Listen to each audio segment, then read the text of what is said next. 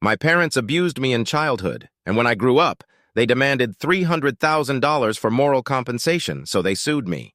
I've been lurking here for a while, and after reading so many stories of people going through tough times, I decided it's time to share my own story. It's a long one, and parts of it are really hard for me to relive, but I hope that by putting it out there, it might help someone else who's struggling. So here goes. I grew up in a small town in Ohio, the kind of place where everyone knows everyone else's business. My parents, Jane and Robert, were well known in the community. My mom was a teacher at the local elementary school, and my dad ran a small hardware store. To the outside world, we were the perfect family. But behind closed doors, things were very different. From a young age, I was constantly belittled and berated by my parents. My earliest memory is of my mom yelling at me for spilling a glass of milk. I was only 4 years old, but the anger in her voice and the way she towered over me made me feel like the smallest, most worthless person in the world. My dad wasn't any better. He had a short temper and would often take out his frustrations on me. If he had a bad day at the store, I knew I was in for it when he got home. I remember one incident when I was about 6. It was my first day of first grade, and I was so excited to show my parents the drawing I had made in art class. It was a picture of our family, with the sun shining and everyone smiling. I thought they would be proud of me. But when I showed it to my dad, he sneered and said, "This is what you waste your time on? You should be learning something useful." He crumpled up the drawing and threw it in the trash. My mom just stood there, nodding in agreement. I ran to my room, tears streaming down my face, and cried myself to sleep. School was no escape from the torment. From the moment I stepped into Mrs. Henderson's first-grade class, I became a target. There was a group of kids who seemed to take pleasure in making my life miserable. The ringleader was a boy named Tommy Matthews. He was bigger than the other kids, with a loud, booming voice and a mean streak a mile wide. Tommy decided early on that I was going to be his favorite punching bag. One day during recess, Tommy and his gang cornered me behind the school. I had been sitting alone reading a book when they surrounded me. Tommy snatched the book from my hands and started tearing out the pages, laughing as he did it. "What are you going to do about it, crybaby?" he taunted. I tried to grab the book back, but one of his friends tripped me and I fell hard onto the asphalt, scraping my knees and hands. They left me there, humiliated and in pain. As the years went by, the bullying only got worse. By the time I reached middle school, I had become an expert at blending into the background, trying to avoid drawing any attention to myself. But no matter how hard I tried, Tommy and his gang always seemed to find me. One particularly awful day in 7th grade stands out in my memory. We were in gym class, and the teacher had us playing dodgeball. I was terrible at sports and always got picked last for teams. That day was no different. As soon as the game started, Tommy and his friends made it their mission to hit me with the ball as many times as possible. They threw it at my head, my stomach, my legs, anywhere they could cause the most pain. The gym teacher, Mr. Johnson, just watched from the sidelines, a bored expression on his face. He never intervened, even when I ended up on the floor, gasping for breath after a particularly hard hit to the stomach. When the game finally ended, I limped to the locker room, trying to hide my tears. But Tommy wasn't done with me yet. He followed me in, shoved me against the lockers, and whispered in my ear, "You're nothing, you hear me? Nothing." High school was supposed to be a fresh start, but it turned out to be more of the same. By then, my self-esteem was non-existent, and I walked through the halls with my head down, avoiding eye contact with everyone. Tommy had moved on to other victims, but there were plenty of other bullies to take his place. One of the worst was a girl named Lisa Thompson. Lisa was popular, pretty, and cruel. She and her friends made it their mission to make my life hell. There was one incident in 10th grade that still haunts me. It was the day of the big homecoming game, and the whole school was buzzing with excitement. I was sitting alone in the cafeteria as usual when Lisa and her friends approached me. They were all dressed in their cheerleading uniforms, looking perfect and put together. Lisa leaned over my table, her smile sweet but her eyes cold. "Hey, loser, you going to the game tonight?" she asked. Before I could answer, she grabbed my lunch tray and dumped it in my lap. "Oops, looks like you won't need this. Don't bother showing up. No one wants you there." I sat there, covered in food, while everyone around me laughed. I wanted to disappear, to melt into the floor and never be seen again.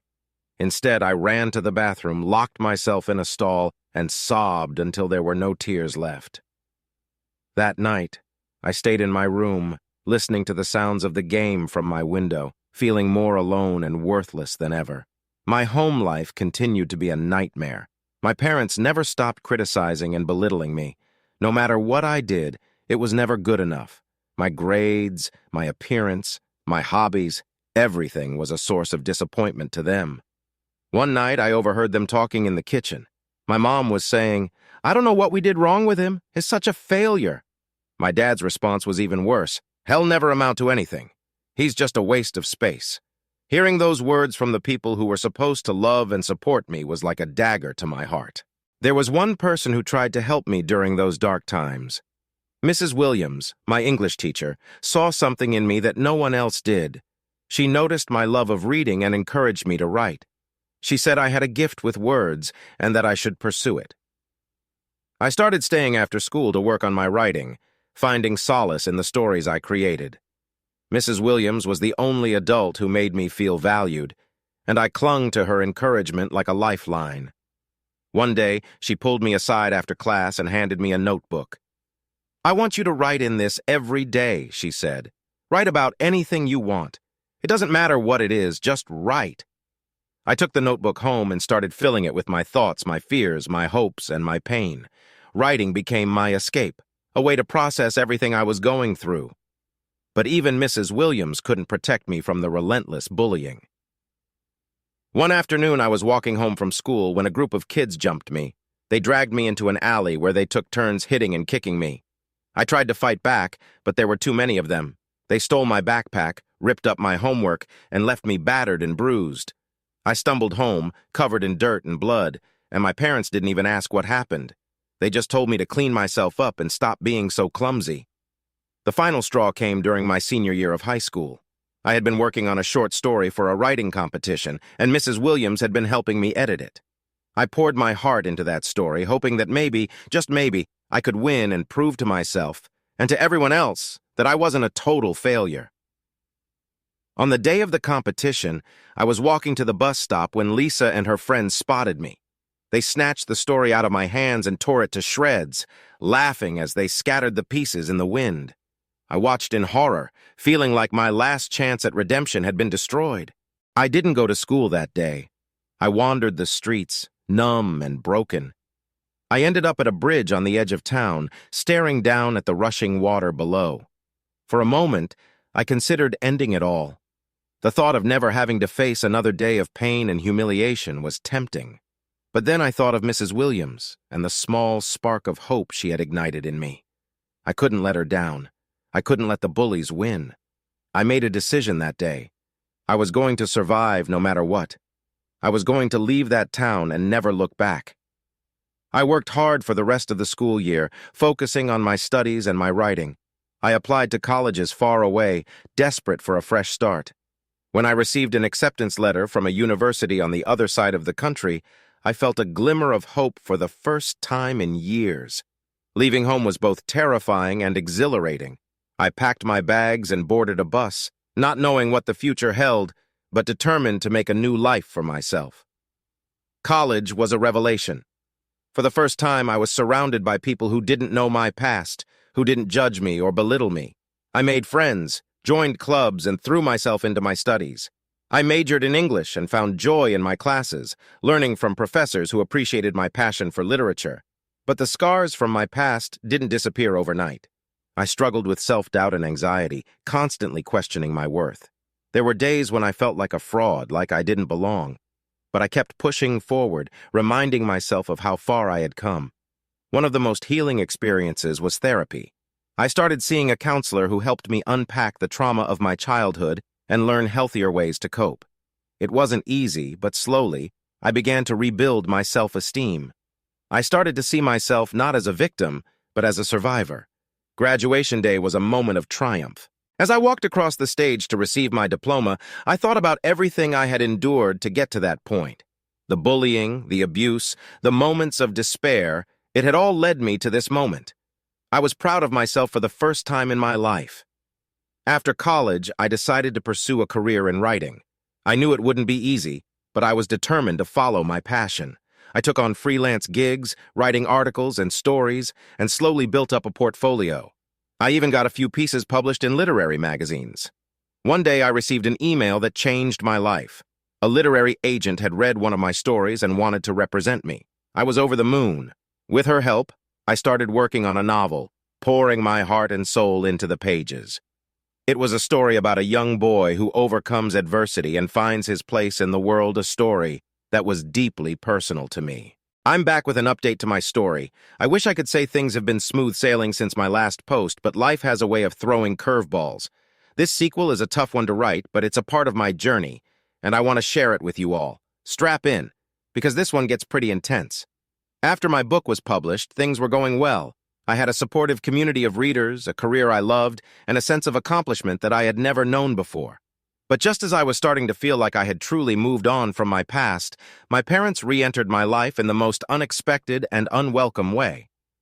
It all started with a knock on my apartment door. When I opened it, I was shocked to see my parents standing there. It had been years since I'd last seen them, and the sight of them brought back a flood of painful memories. My mother, Jane, looked as stern as ever, and my father, Robert, had the same cold expression I remembered from my childhood. Without waiting for an invitation, they barged into my apartment. They demanded that I remove the story because it put them in a bad position. They were furious, claiming that the book had ruined their reputation in the community. They insisted that the portrayal of them in the book as abusive and neglectful parents was not only exaggerated but completely fabricated. They were relentless, accusing me of slander and threatening to take legal action if I didn't comply. To add to the insult, they demanded compensation of $30,000 for moral damages, asserting that the book had caused them significant emotional distress. I was taken aback by their audacity. I tried to explain that everything in the book was true, that it was my story, my truth, but they refused to listen, their minds already made up. The situation escalated quickly, with my father growing more aggressive and my mother more hysterical. It was clear that they weren't going to leave until they got what they wanted. True to their word, my parents filed a lawsuit against me. They accused me of defamation and demanded $30,000 in damages. The news of the lawsuit spread quickly, and it wasn't long before I found myself back in the public eye. But this time for all the wrong reasons. The stress of the upcoming court battle was overwhelming. I hired a lawyer and prepared to defend myself, but the emotional toll was immense. The trial was a grueling ordeal. My parents' lawyer painted them as victims, insisting that I had fabricated the entire story to sell books and gain sympathy. They brought in character witnesses from the community, people who had only ever seen the facade of our perfect family, to testify on their behalf. They claimed that my book had caused them severe emotional distress, affecting their social standing and mental health. My lawyer and I countered with my own witnesses and evidence. I presented journals and notes I had kept over the years, detailing the abuse and neglect I had endured. Mrs. Williams, my high school English teacher, testified on my behalf, recounting the times I had confided in her about my home life. I even brought in some of my childhood friends who had witnessed the bullying and mistreatment firsthand. One of the most shocking moments of the trial came when a former neighbor of ours took the stand. She testified that she had often heard shouting and crying coming from our house, but had never intervened because she didn't want to get involved. Her testimony was a turning point, casting doubt on my parents' claims that our family life had been idyllic. Despite the mounting evidence against them, my parents remained defiant. The tension in the courtroom was palpable as the trial reached its conclusion. The jury deliberated for hours before finally reaching a verdict.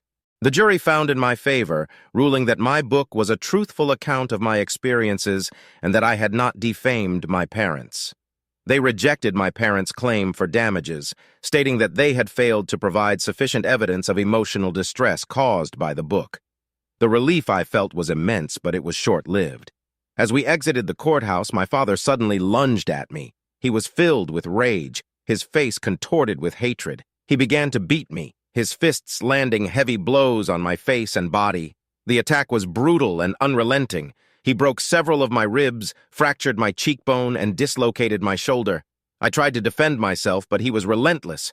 It was only when bystanders intervened that he was finally pulled away. I was rushed to the hospital where I was treated for my injuries. The physical pain was excruciating, but the emotional pain was even worse. My father had nearly beaten me to death, and I couldn't understand how someone who was supposed to love me could harbor such hatred. The assault was a clear violation of the law, and my father was arrested and charged with aggravated assault. The court proceedings that followed were swift. Given the evidence and the brutality of the attack, he was found guilty and sentenced to several years in prison. The aftermath of the attack left me reeling.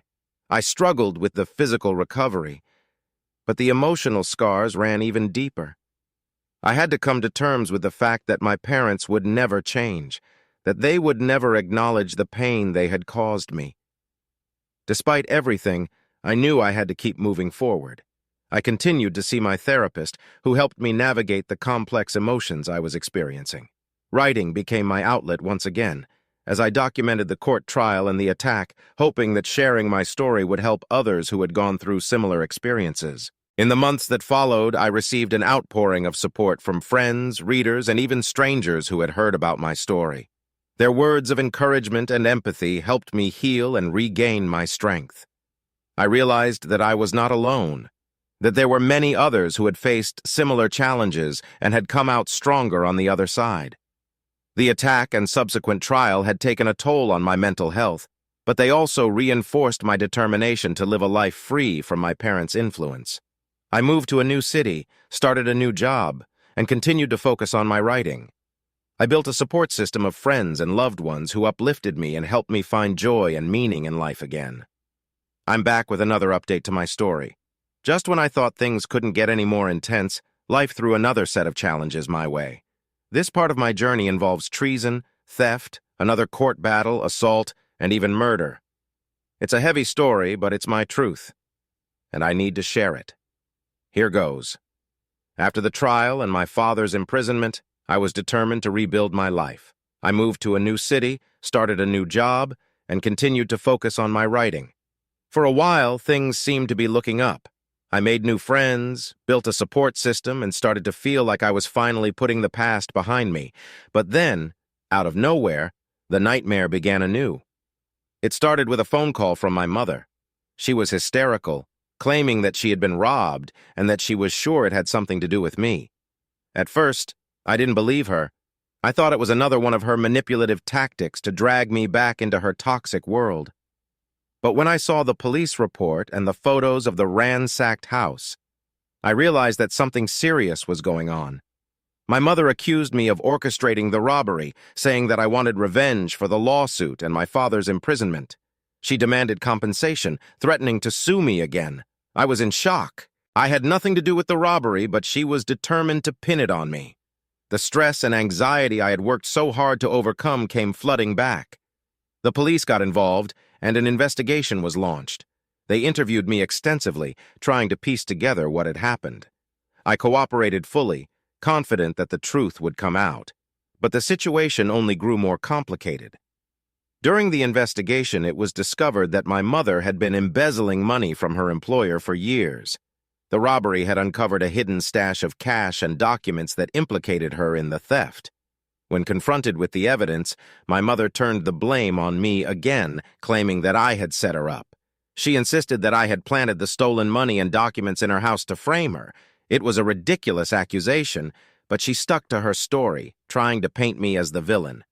The police were skeptical of her claims, but they couldn't ignore the possibility that there might be some truth to her allegations.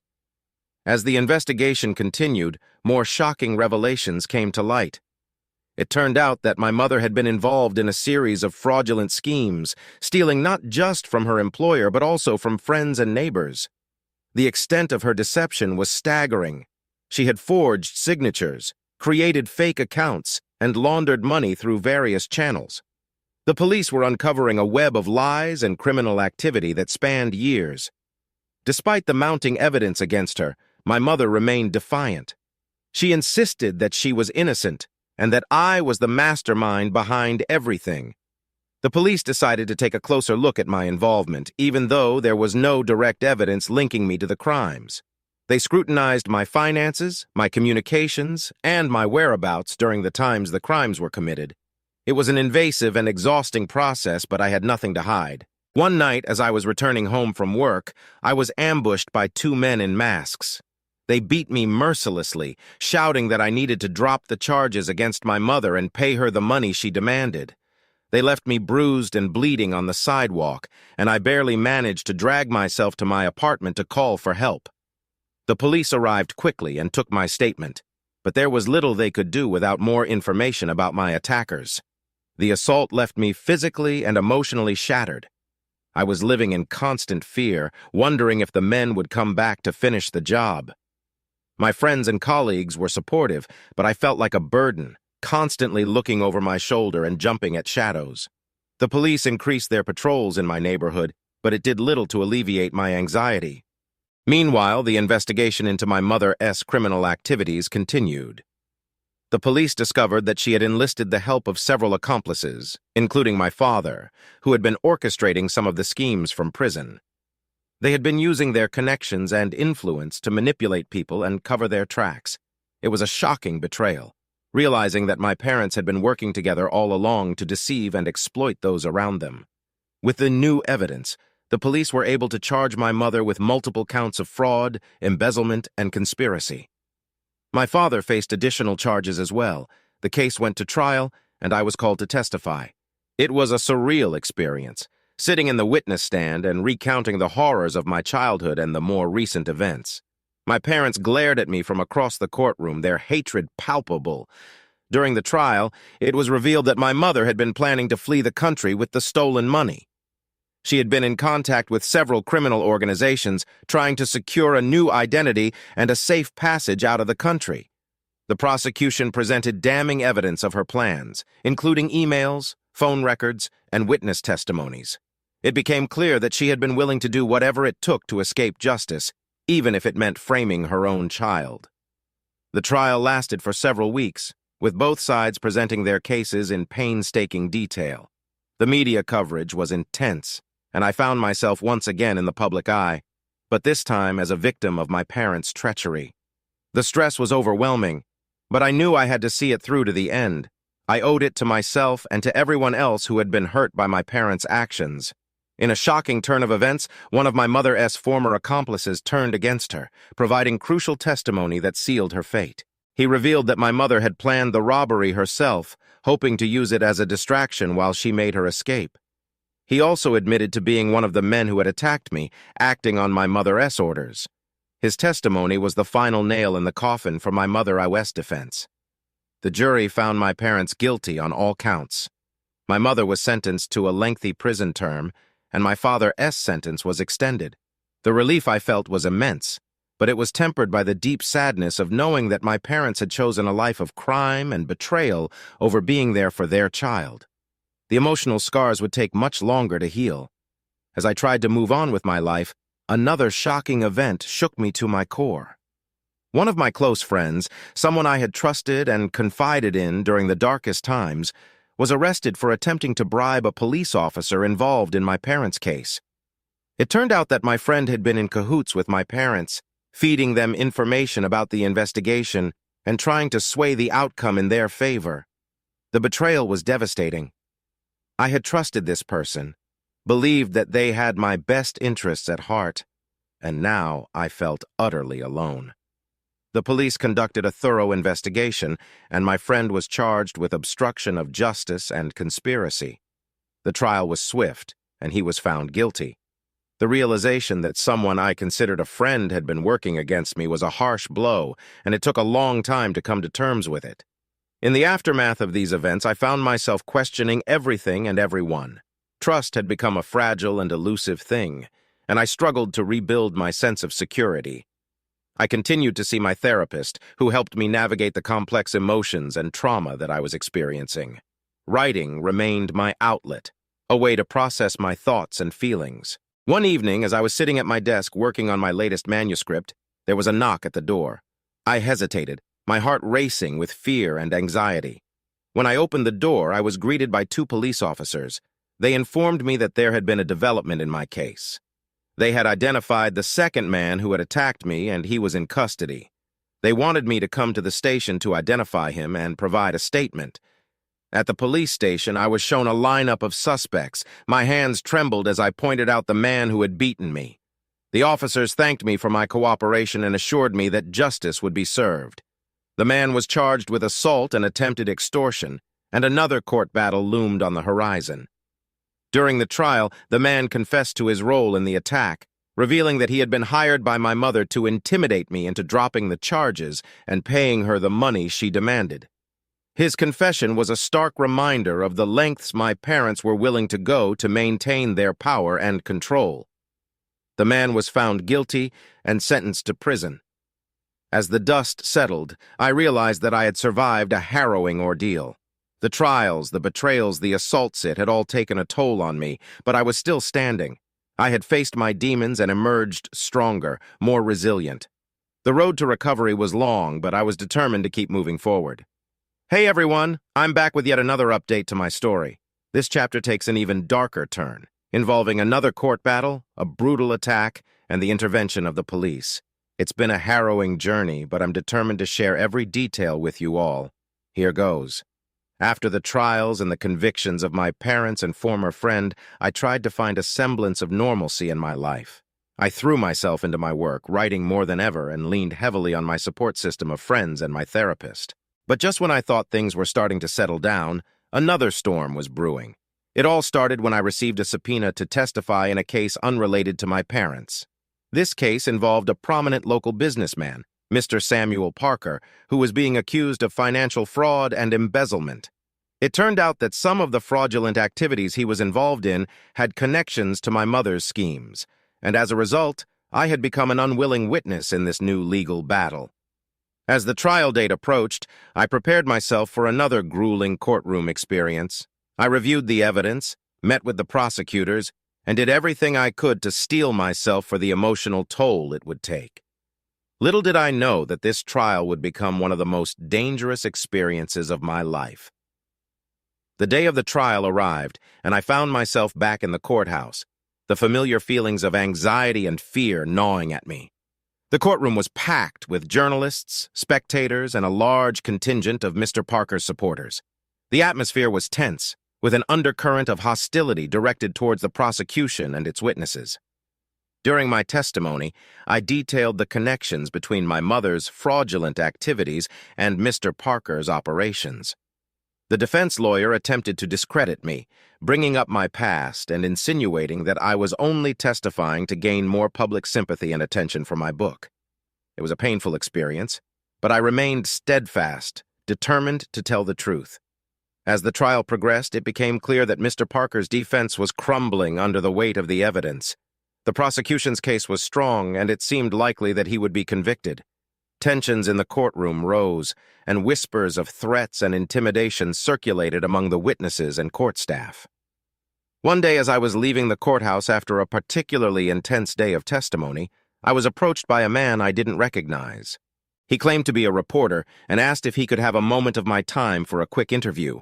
I was wary, but before I could respond, 2 more men appeared behind him, and I realized too late that something was very wrong. The men grabbed me, dragging me into a nearby alley. My heart pounded with fear as I struggled to break free, but they were too strong. They pinned me against a wall and began to beat me, their fists and feet landing blows all over my body. They didn't say much, but what they did say made it clear that this was a warning, a brutal attempt to silence me and scare me away from the trial. I don't remember how long the attack lasted, but it felt like an eternity. By the time they left, I was lying on the ground, barely conscious, with blood pouring from multiple wounds. My ribs felt like they were on fire, and I could barely breathe. I mustered what little strength I had left to call 911 on my phone, my vision blurry and my hands trembling. The police and paramedics arrived quickly. I was rushed to the hospital where doctors worked to stabilize me and assess the extent of my injuries. I had multiple broken ribs, a fractured jaw, a concussion, and numerous cuts and bruises. The physical pain was excruciating, but the emotional trauma was even worse. I felt violated, terrified, and utterly alone. The police launched an investigation into the attack. They interviewed me extensively, trying to get descriptions of the attackers and piece together any clues that could lead to their identities. Despite the pain, I did my best to cooperate, determined to see justice done. The attack had only strengthened my resolve to stand up against those who sought to silence me. As I lay in my hospital bed, I received visits from friends and colleagues who offered their support and encouragement. They were horrified by what had happened and rallied around me, ensuring I never felt alone. The outpouring of love and solidarity was a lifeline in my darkest moments. The police made progress in their investigation, identifying one of the attackers through surveillance footage near the courthouse. He was a known associate of Mr. Parker, a thug with a history of intimidation and violence. With this breakthrough, they were able to track down and arrest the other men involved in the attack. The arrests brought a sense of relief, but the fear still lingered. I knew the trial was far from over, and I was still a key witness. Security measures were increased at the courthouse, and I was given a police escort whenever I had to attend. The authorities were taking no chances, determined to protect me and ensure that justice was served. The trial continued, and I returned to the witness stand with renewed determination. The attack had left me physically weakened, but my spirit was unbroken. I testified about the assault, detailing the threats and the connection to Mr. Parker. The prosecution used this information to further strengthen their case, highlighting the lengths to which Mr. Parker's associates would go to protect him. As the trial neared its conclusion, the tension in the courtroom was palpable. The defense's attempts to discredit me and the other witnesses had failed, and the weight of the evidence against Mr. Parker was overwhelming. The jury deliberated for several days before finally reaching a verdict. Mr. Parker was found guilty on all counts. The courtroom erupted in a mix of cheers and outrage, with his supporters shouting threats and accusations. The judge called for order, but the chaos continued outside the courthouse, with protests and confrontations between Parker's supporters and those who sought justice. With the verdict delivered, the authorities took steps to ensure my continued safety. The police provided me with a security detail, and my home was equipped with surveillance cameras and other protective measures. It was a drastic change to my life, but it was necessary to ensure my safety. The media coverage of the trial and the attack was intense, and I found myself once again thrust into the public eye. While it was exhausting and often overwhelming, I also received an outpouring of support from people around the world who had followed my story. Their messages of encouragement and solidarity helped me find the strength to keep going. In the weeks that followed, the attackers were tried and convicted for their roles in the assault. They received lengthy prison sentences, and I took some comfort in knowing that they would no longer be able to hurt anyone else. The fear gradually began to recede, replaced by a renewed sense of purpose and resilience. I continued to work with my therapist, processing the trauma of the attack and the events of the trial. Writing remained my outlet, a way to make sense of the chaos and find some semblance of peace. I started a new project, a book about my experiences, hoping that by sharing my story, I could help others who had faced similar challenges. The journey to recovery was long and often difficult, but I was determined to keep moving forward. I surrounded myself with supportive friends and colleagues, people who lifted me up and helped me find joy and meaning in life again. Slowly, I began to rebuild my sense of security and trust.